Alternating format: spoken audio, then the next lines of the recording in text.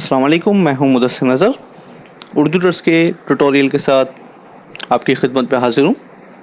काफ़ी सारे लोगों का आजकल ये कहना है कि हम वर्डप्रेस का बैकअप किस तरीके से लें, और अगर हमें अपनी वेबसाइट जो है वो किसी और सर्वर पे ट्रांसफ़र करनी हो या फिर कहीं और होस्ट करनी हो तो हम वो कैसे करें। क्योंकि एचटीएमएल और दूसरी जो पीएचपी की स्टैटिक साइट्स होती हैं उनको मूव करना काफ़ी आसान होता है। सिर्फ आप जो है तमाम फाइल्स अपने पास सेव करें और उसको दूसरे होस्ट पे जाके अपलोड कर दें। या फिर अगर आपके पास कोई डायनेमिक साइट है जैसे कि वर्डप्रेस है, जुमला है, कोई फॉरम है, पीएचपी बीबी बुलेटिन वगैरह वगैरह और भी मज़ीद मौजूद हैं। तो ये मैंने चंद जो है नाम लिए हैं।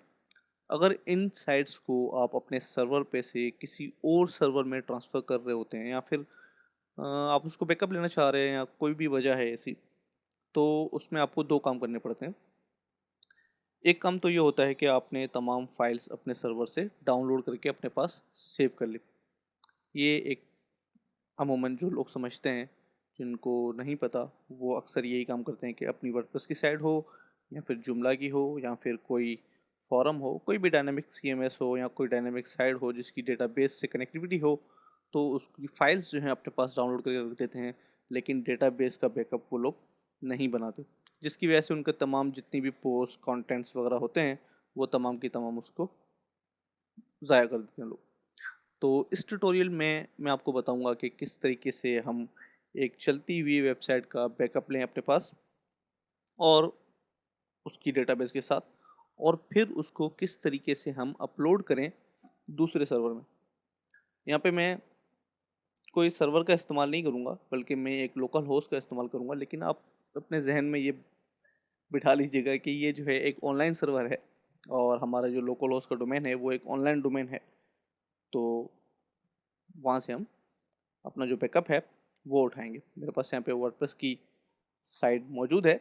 ये वही वेबसाइट है जो कि हम अपने वर्डप्रेस के कोर्स में इस्तेमाल कर रहे हैं। आई एम रियली सॉरी कि मैं अभी तक इसके ऊपर कोई ट्यूटोरियल नहीं बना पाया हूँ, लेकिन बहुत जल्द जो है मैं इसके ऊपर एक ट्यूटोरियल बनाऊंगा। बल्कि एक नहीं, इसको कंप्लीट करेंगे इंशाल्लाह। तो इंतज़ार कीजिए, और सब्र का फल तो वैसे ही मीठा होता है। चलें जी, अब मेरे पास जो ये फाइल है वो वैम्प सर्वर के अंदर मौजूद है, मेरे एच टी डॉक्स के फोल्डर में। सपोज मैंने यहाँ पे एक जो है वो H T T P F T P से कनेक्ट कर लिया है अपना सर्वर, और अब मेरे पास जो तमाम फाइल्स हैं मेरी वेबसाइट की वो मेरे पास मेरे सामने मौजूद है। और उसके बाद मैंने यहाँ पे सी पैनल जो है ओपन कर लिया है, जिसमें मैं गया हूँ डेटाबेस के अंदर, माई पीएचपी माई एडमिन के अंदर। अगर आपके पास सी पैनल वाला सर्वर है जो कि सी पैनल सपोर्ट करता है, अगर आपके पास सी पैनल वाला सर्वर नहीं है तो उसमें भी जो है वो पीएचपी माई एडमिन लाजमी होगा।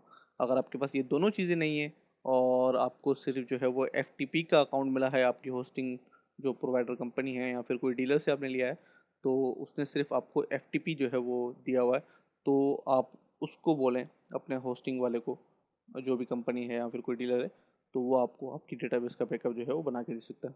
लेकिन हम यहाँ पे माई एडमिन पीएचपी में हैं, जहाँ से हम गए हैं सी पैनल के अंदर से। और उसके बाद मेरे पास आप देख सकते हैं काफ़ी सारे जो है वो डेटाबेसेस मौजूद हैं। लेकिन आपको पता होना चाहिए कि आपकी डेटा वेबसाइट जो है वो किस डेटाबेस के साथ कनेक्टेड है, और आपका जो डेटा है वो कौन सी डेटाबेस में सेव है। तो ये जो हमारा ट्यूटोरियल है जो कि हम वेबसाइट का बैकअप उठा रहे हैं, तो इसमें है वर्डप्रेस, जो कि मैंने अपने इस वर्डप्रेस की साइट के साथ लिंक किया हुआ है। तो मैं इसको ओपन करूँगा और अब मेरे पास ये तमाम डेटाबेस आप देख सकते हैं मेरे पास आ रहा है, जो कि हमारी इस साइट का है। काफ़ी छोटा डेटाबेस है। तो मैं यहाँ पे आप देख सकते हैं मेरे पास यहाँ पे काफ़ी सारे टूल्स मौजूद हैं, SQL server, query, export, import वगैरह वगैरह। तो मैं एक्सपोर्ट के ऊपर क्लिक करूँगा क्योंकि मुझे ये डेटाबेस की फ़ाइल अपने पास चाहिए। तो इसमें 2 तरीके हैं, आप अपनी डेटाबेस का जो बैकअप है वो ले सकते हैं, या तो नॉर्मली आप एसक्यूएल फाइल जो है उसको डाउनलोड कर लीजिए, सिंपली एक्सपोर्ट पे जाएँ और गो का बटन जो है आपके सामने है, इस पे क्लिक कीजिए। तो आपके पास जो डॉट एसक्यूएल की फ़ाइल है वो डाउनलोड होना स्टार्ट हो जाएगी। लेकिन काफ़ी सारे केसेस में ऐसा होता है कि जो डेटाबेस है उसका साइज़ काफ़ी हैवी होता है। मिसाल के तौर पे अगर आप उर्दूडर्स का बैकअप ले लें, तो इसका जो डेटाबेस का बैकअप है वो तकरीबन है 100 से 80 जीबी तक। तो इसमें काफ़ी जो है खासा टाइम लग जाता है डाउनलोड होने में, और 10-15 मिनट तो कम से कम लग ही जाते हैं। तो इसका हल ये है कि आप इसको ज़िप में डाउनलोड करें। पीएचपी माय एडमिन आपको कंप्रेस का जो फीचर है वो देती है। उसके ज़रिए आप अपनी फ़ाइल को, जो कि आपकी डेटाबेस की फ़ाइल है, उसको कंप्रेस करके डाउनलोड कर सकते हैं। तो फिर उसको जो है वो ऑप्टिमाइज़ करके आपको कम साइज़ वाली फ़ाइल बना के दे देता है, ताकि वो आपके पास जल्दी डाउनलोड हो और अपलोड भी जल्दी हो जाए। तो उसके लिए हम कस्टम पे जाएंगे और मैं स्क्रॉल डाउन करूँगा। आप देख सकते हैं मेरे पास यहाँ पे कंप्रेशन का एक ऑप्शन आ रहा है, तो उसके पास लिखा हुआ है नन, लेकिन मैं इसको सेलेक्ट करूँगा जिप्ड। जी जिप जो है हम भी इस्तेमाल कर सकते हैं, लेकिन ख़ास तौर पे मेरे ख्याल से ये लिनक्स में इस्तेमाल होता है। तो फिलहाल मैं यहाँ पे जिप का जो है वो सिलेक्शन करता हूँ और उसके बाद स्क्रॉल डाउन करके यहाँ पे गो का बटन प्रेस करता हूँ। तो किसी चीज़ को नहीं छेड़ना, इसको सब कुछ ऐसे ही डिफ़ॉल्ट रहना है, और हमने इसको गो पे प्रेस कर दिया। चलें, ये देखिए मेरे पास 99.33 केबी की जो डेटाबेस है वो मेरे पास आ गई है, और मैं इसको, मेरे पास यहाँ पे डाउनलोड के फोल्डर में सेव है। मैं ओपन करूँगा इसको, और ये देखें, मैं इसको अगर बाहर निकालूँ तो देखते हैं कि इसका जो साइज़ है, वेक्टर साइज़ कितना है। 400 केबी की फ़ाइल है हमारे पास, और उसने उसको कंप्रेस कर दिया 100 केबी में। 300 केबी आपने जो है वो, बल्कि 360 केबी आपने सेव किया, आपका जो बैंडविड्थ था। उसके बाद मैं इसको बंद कर दूंगा। माई पीएचपी की मुझे अब कोई ज़रूरत नहीं है। अब मैं जाऊंगा हमारे इन फाइल्स की तरफ, जो कि हमारे फाइल मैनेजर में होस्टेड है। तो मैं यहाँ से फाइल मैनेजर को ओपन करूँगा, और ये तमाम फाइलें जो है मेरे पास मौजूद हैं, बल्कि मैं रूट पे जाऊँगा, जो कि मेरा htdocs का फोल्डर है। अब मैं यहाँ से इस फाइल को कॉपी करूँगा, और यहाँ पे मैं एक और फोल्डर क्रिएट कर देता हूँ, इसका मैं रखता हूँ WP बैकअप। चलें जी, अब मैं यहाँ से तमाम फाइलें कॉपी करके अपनी हार्ड डिस्क में सेव कर लेता हूँ।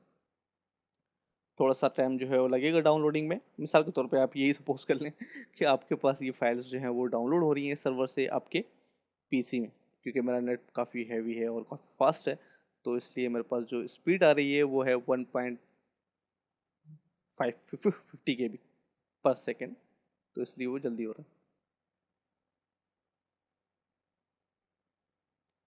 चलें जी, ये हमारे पास डाउनलोड हो गया। अब हम इसको ट्रांसफ़र करेंगे हमारे सर्वर पे।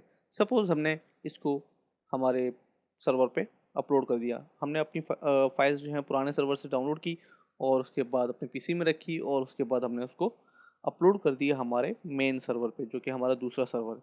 तो उसके लिए हम क्या करेंगे, फाइलें तमाम मेरी अपलोड हो गई हैं, अब मुझे सिर्फ़ डेटाबेस से कनेक्टिविटी बनानी है। तो मैं सबसे पहले जाऊँगा cpanel में, और सी पैनल में मैं जाऊँगा माई एडमिन, पीएचपी माई एडमिन में, सॉरी। और उसके बाद मैं यहाँ पे डेटाबेसेस पे क्लिक करूँगा, और यहाँ पे एक डेटाबेस क्रिएट करूँगा जिसका नाम मैं रखूँगा बैकअप फॉर एग्जांपल, और मैं इसको क्रिएट कर दूँगा। अब मेरे पास यहाँ पे बैकअप का जो डेटाबेस है वो क्रिएट हो चुका है, आप देख सकते हैं फर्स्ट पे है।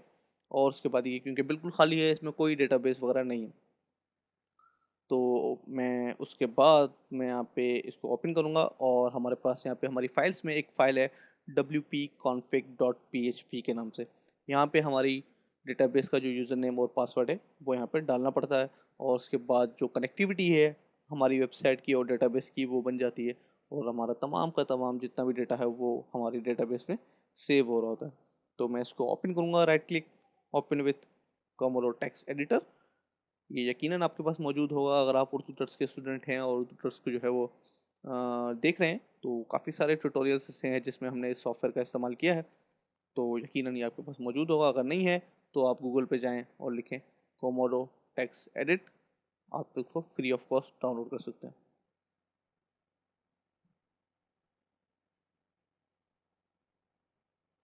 चलें जी, ये हमारे पास मौजूद है, और क्योंकि हमारे पास नए सर्वर पे कोई डेटाबेस नहीं है इस टाइप की, तो मैं इसको रिमूव करूँगा और इसको सेव कर दूँगा। फॉर एग्ज़ाम्पल, क्योंकि मैं लोकल होस्ट पे हूँ और हमारा सर्वर भी एक ही है, तो अगर मैं इसको रन करता, तो वो पुरानी वाली डेटाबेस से कनेक्ट होके साइट को ओपन कर लेता। लेकिन अगर अब मैंने यहाँ पे डीबी का जो नेम है, डेटाबेस का जो नेम है, वो मैंने हटा दिया है। अब ये कुछ नहीं उठाएगा। अगर मैं यहाँ पे ओपन करूँ बैकअप, वर्डप्रेस की जगह पे मैं लिखता हूँ बैकअप और उसको एंटर करता हूँ, बल्कि नॉट फाउंड आ रहा है मेरे पास, WP backup sorry.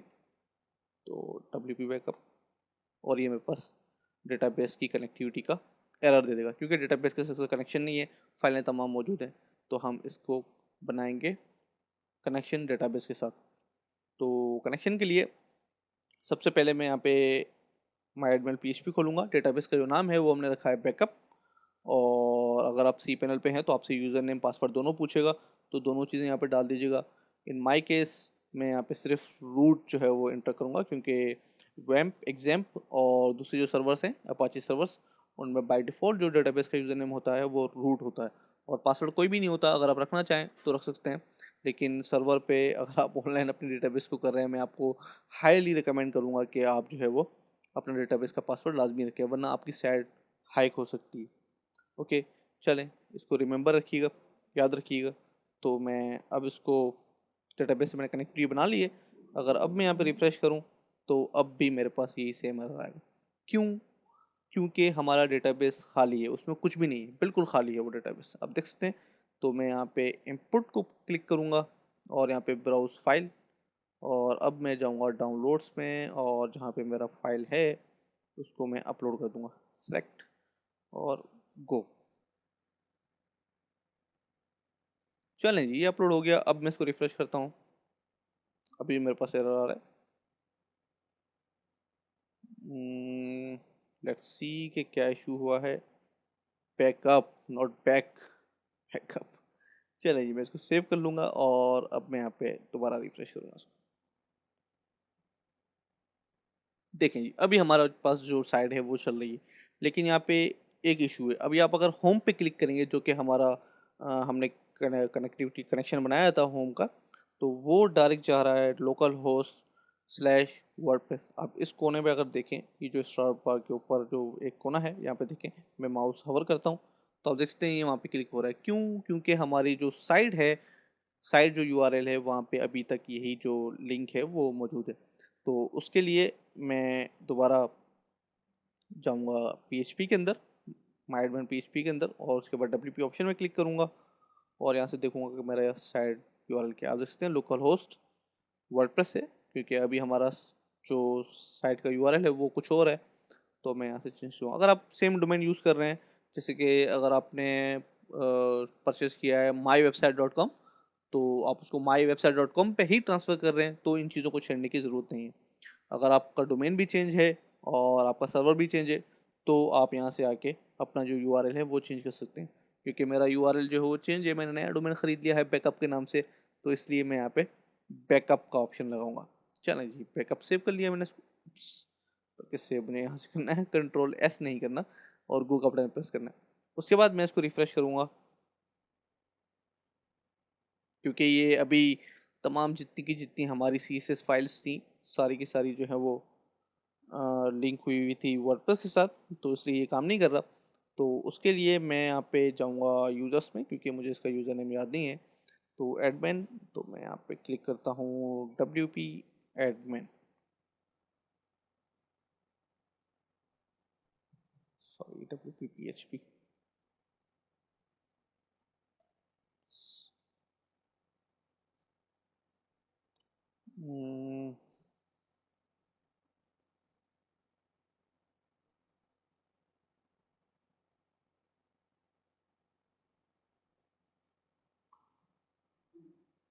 Found why? What is this?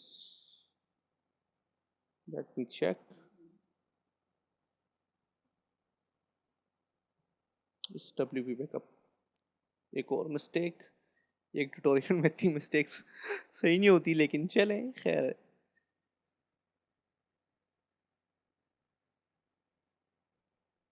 WP backup,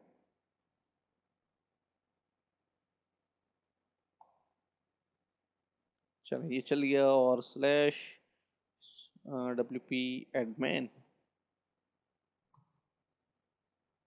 ये आ गया हमारे पास। तो यहाँ पे मैं लिखूंगा एडमिन, और एडमिन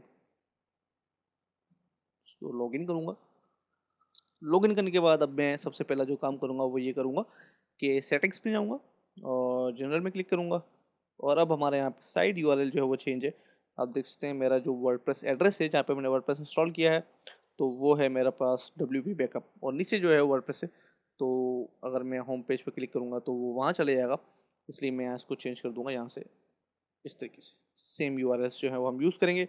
हाँ, अगर आप अपनी वेबसाइट को जो है वो रीडायरेक्ट करवाना चाहते हैं उर्दू टर्स पे, तो आप वो कर सकते हैं बिल्कुल, क्योंकि मेरी साइट का ट्रैफिक बढ़ेगा और मुझे अच्छा लगेगा, मुझे बिल्कुल बुरा नहीं लगेगा।